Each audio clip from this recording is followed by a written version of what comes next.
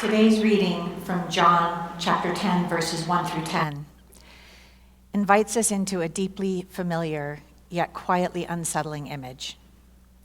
A flock of sheep, a gate, and a voice that must be recognized in the midst of many others. Jesus speaks here in metaphor of shepherds and strangers, of those who enter by the gate and those who try to climb in another way. It's a passage about trust, but also about discernment, learning the difference between voices that harm and the voice that leads toward life. Jesus offers a different kind of leadership, not coercion, but calling, not confusion, but clarity, not taking life, but giving it more abundantly. As I read this text, we're invited to listen closely. What does the voice of the Good Shepherd sound like today? What does it mean to follow that voice into a life that's truly abundant?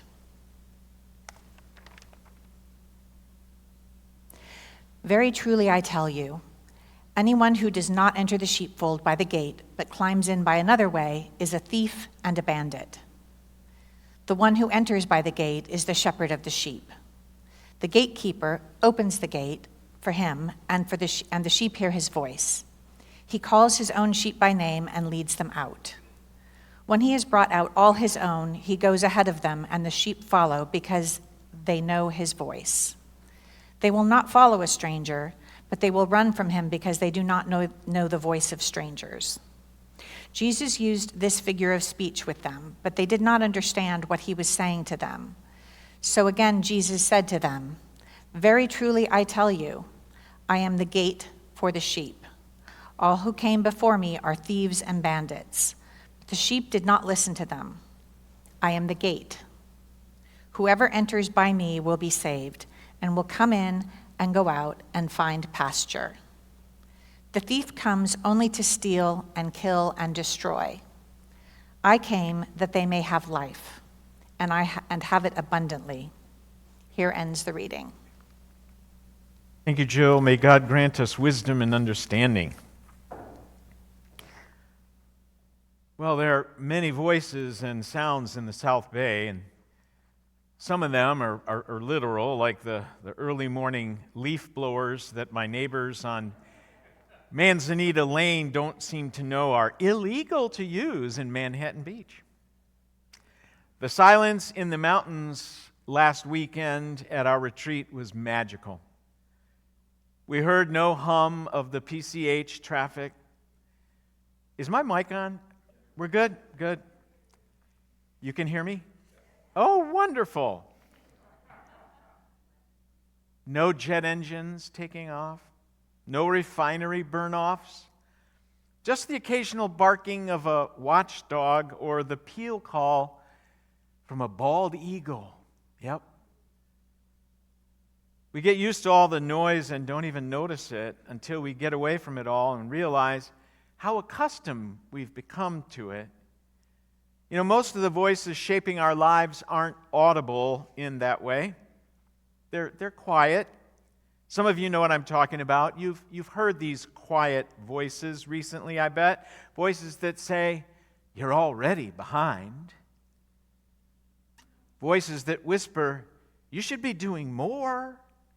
You really should be earning more. You should be achieving more.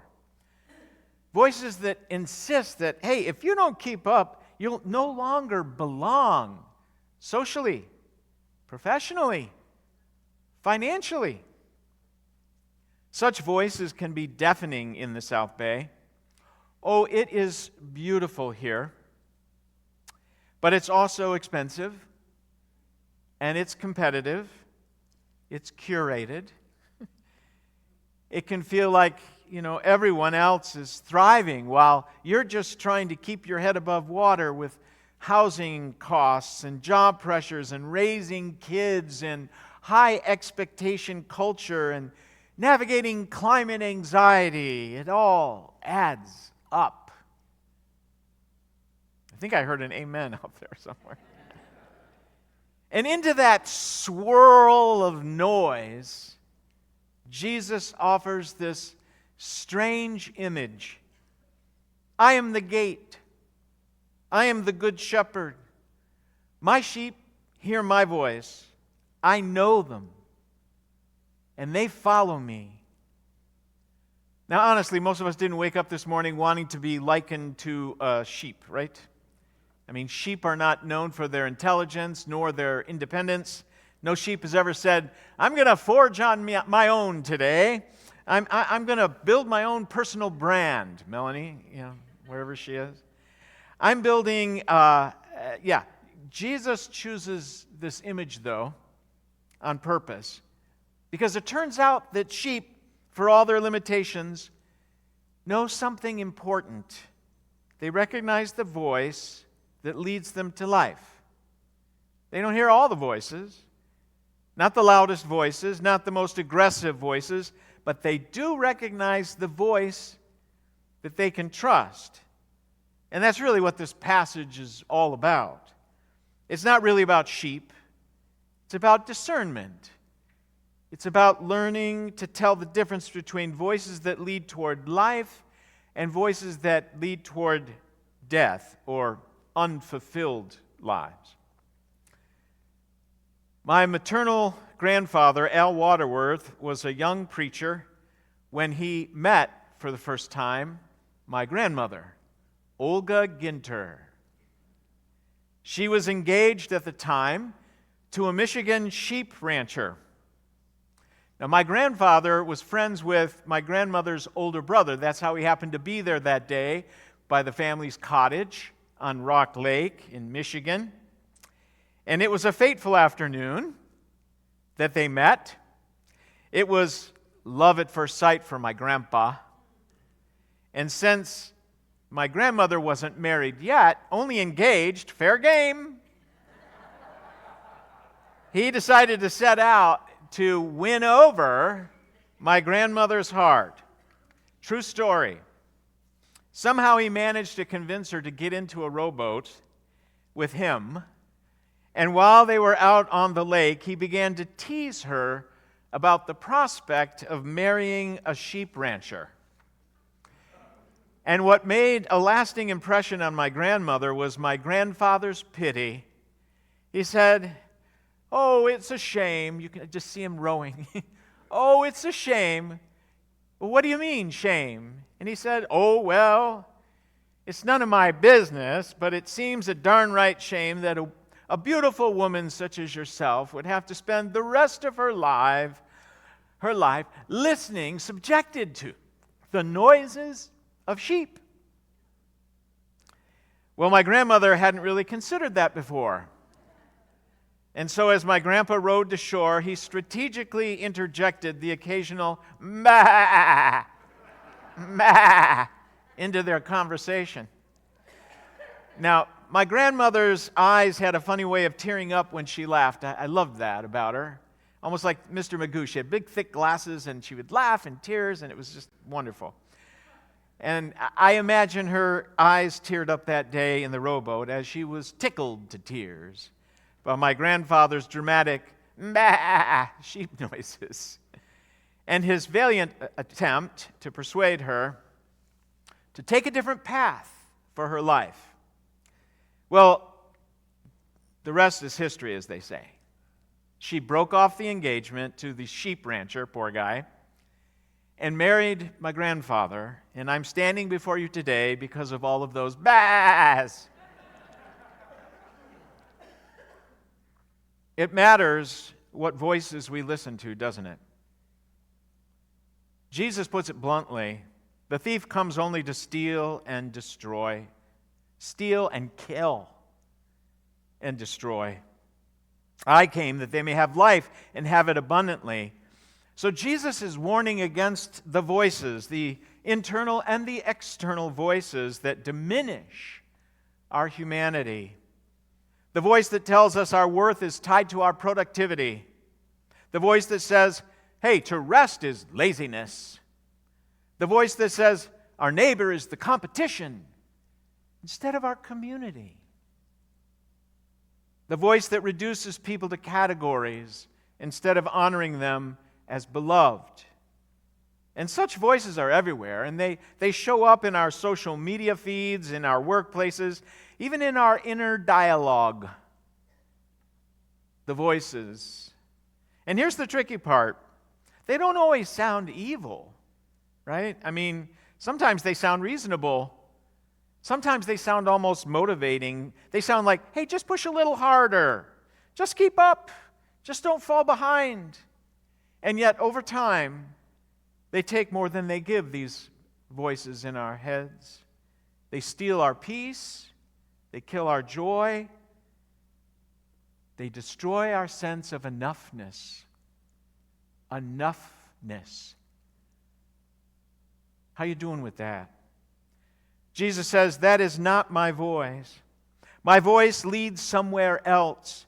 My sheep hear my voice. I know them. And that line right there, I know them, that's a radical concept, probably the most radical part in this whole passage, because most of the voices that we hear don't actually know us.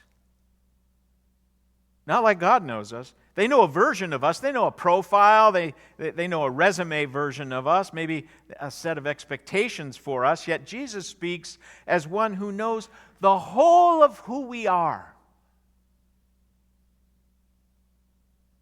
Part of us that's tired or hopeful or simply just trying to hold it together. And the part that isn't. He knows it all. So no matter where we are along life's journey, Jesus continues to say, hey, come this way. No, don't listen to those voices. Come this way. And it's not a call to more pressure, and it's not a call to more striving. It's a call to life. Abundant life. Now, in some perverted corners of Christianity, abundant life gets translated into bigger houses, better jobs, perfectly behaved children who always say please and thank you. If you have children like that, please talk to me after the service. I have a job for you. When Jesus talks about abundant life, he's not talking about accumulation. He isn't, regardless of what some wacko TV evangelist might say, he's not talking about accumulation of stuff.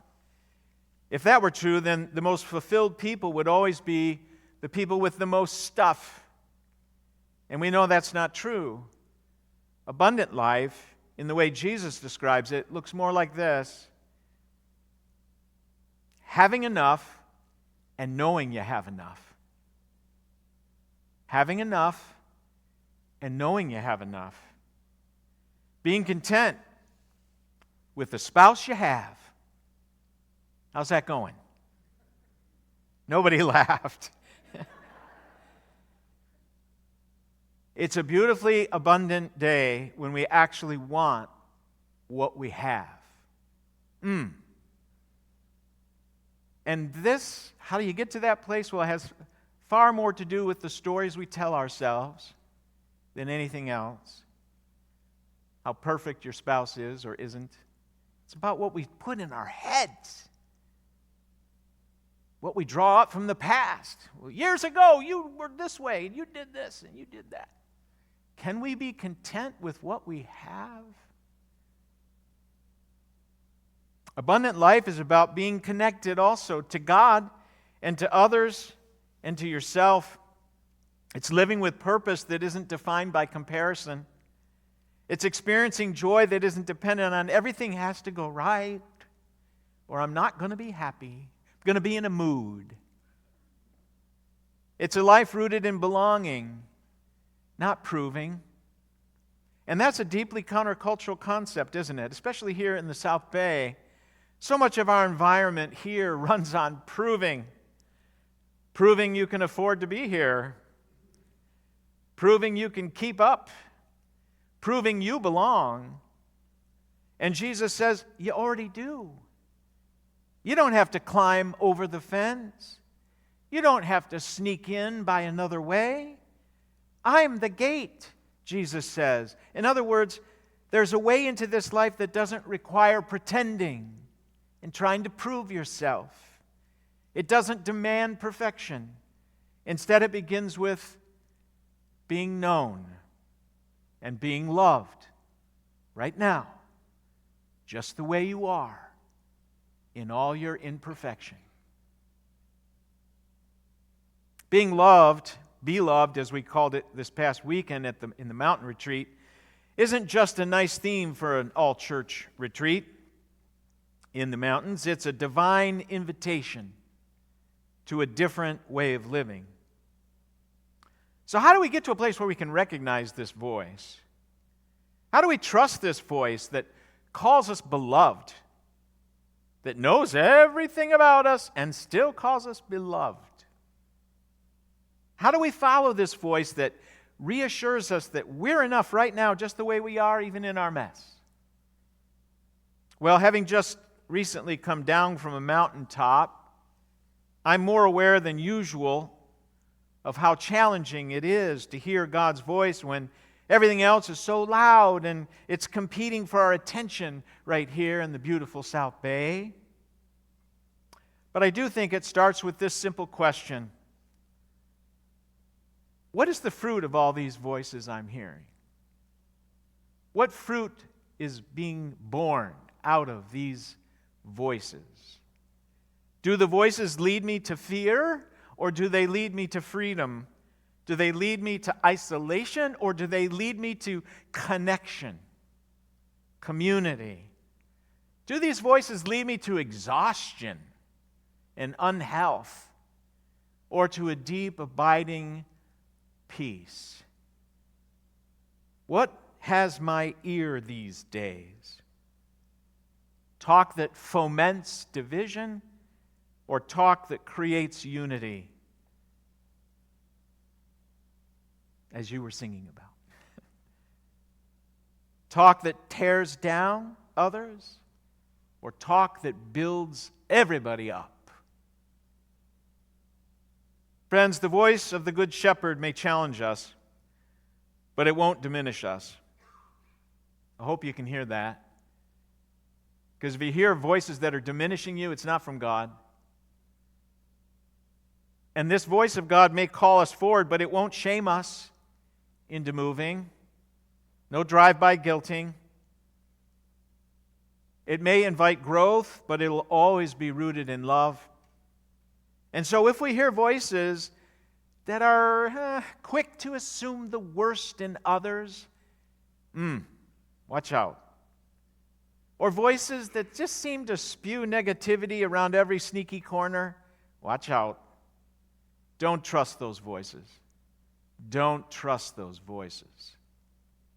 They seek only to kill and destroy the love and joy and peace we enjoy among us. So maybe living in the South Bay, one of the most faithful things we can do is learn to turn down the volume on everything else, to create space, and I'm talking about real space, to listen. And maybe that looks like, I know this is a radical idea, walking along the beach without your ear pods in, and just listening to the rhythm of the waves reminding us that not everything depends on us. Or maybe it looks like choosing rest when the world says, hustle, hustle, hustle. Maybe it looks like reaching out to a neighbor, not to compete, but to build community. Maybe it looks like reminding ourselves in a moment of quiet, I'm already known. I'm already known. I'm already loved. I have nothing to prove. Oh, that's a good day. That's a beautiful day to get to that place. Tack onto that, and I have enough, and I'm content with it. Because that right there, that's the voice of the Good Shepherd. It's not just a voice that we hear, as Billy was saying, it's a voice that we're called to share. We're called to reflect that voice, because goodness knows there are people all around us at work, our neighborhoods, maybe even in our homes, who are overwhelmed, wigged out, stressed out by all those other voices. It's crazy, the statistics about the youngest generation in high school. I'm so glad we have high school students in our midst. But the anxiety level and depression among that population is historically high. It's crazy high. We need to share the peace of Christ to all generations. They're longing, whether they know it or not, they're longing for someone to speak a different word, something positive, something encouraging, something loving, something beautiful. We all need to hear a word of grace more often than not, do we not? I mean, we can never hear a word of dignity too often, can we? Is there anyone among us who doesn't appreciate hearing a word of belonging? What if we became people who echo the shepherd's voice? What if we refused to participate in the noise and gossip that only diminishes, and instead amplify the voices that give life? I'm not talking about louder voices, but the better ones. Jesus says, I came that they may have life and have it abundantly. Not someday in the sweet by and by, not somewhere else, but right here, right now, living abundantly. Yes, even when we get stuck in the middle of a Coachella traffic jam on the way to a mountain retreat. Yes, even in the middle of stress. Yes, even when life feels uncertain. The shepherd's voice is still speaking among all the others. The question is, which voice will we listen to? Amen.